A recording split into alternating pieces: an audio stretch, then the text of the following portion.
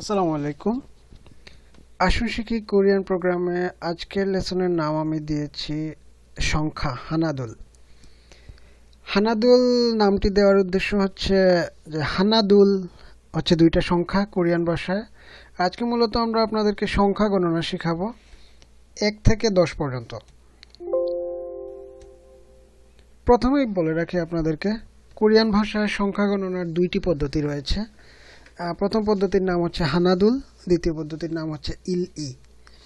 হানাদুলের মাধ্যমে সাধারণত তারা কোনো জিনিসের সংখ্যা বোঝায়, আর ইল-ই পদ্ধতিতে, দ্বিতীয় যে পদ্ধতি, এই পদ্ধতিতে তারা মূলত টাকা পয়সার গণনা এগুলা করে থাকে। তো আজকে আমরা খুব বেশি শিখবো না, 1 থেকে 10 পর্যন্ত গণনা শেখার চেষ্টা করব।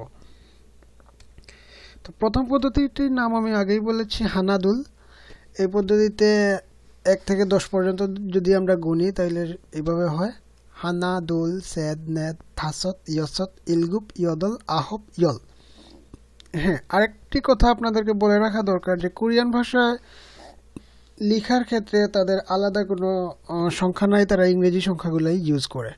তো আপনারা ইংরেজিতে 1 2 ইউজ করলে সেটা লেখা হয়ে যায়, কিন্তু বলার সময় আপনাকে এটা জেনে রাখতে হবে। আসুন আমরা একটি একটি করে বলি। হানা, হানা মানে হচ্ছে 1, হানা হানা 1। দুল মানে হচ্ছে 2। সেদ,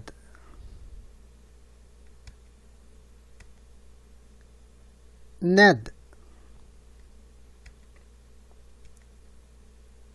দাসত, ইয়সত,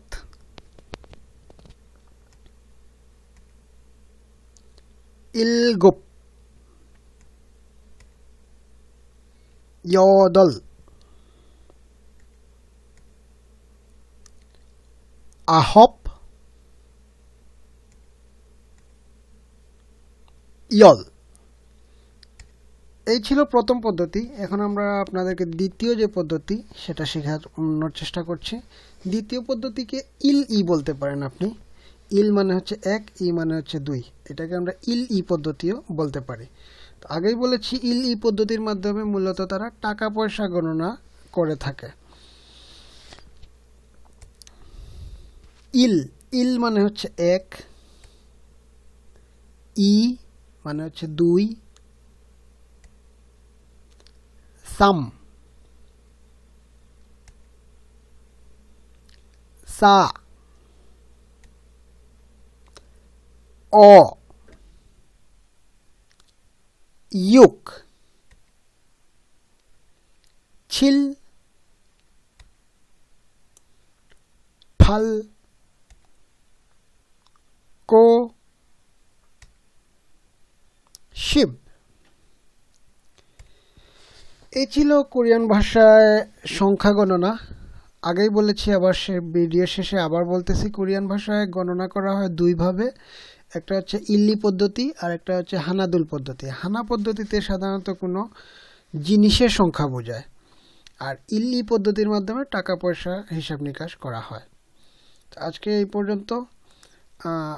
আবার আপনাদেরকে বলে রাখছি, আপনাদের যদি কোনো কিছু শিখার থাকে তাহলে আমাদেরকে কমেন্টে বলতে পারেন বা ইমেল করতে পারেন। আমরা এরকম ভিডিও আপলোড করার চেষ্টা করব। আর আমাদের সাথে থাকার জন্য সবাইকে অসংখ্য ধন্যবাদ। ভালো থাকবেন। আবার অন্য কোনো একটি লেসনে আবার কথা হবে ইনশাআল্লাহ। সে পর্যন্ত আল্লাহ হাফিজ। আসসালামু আলাইকুম।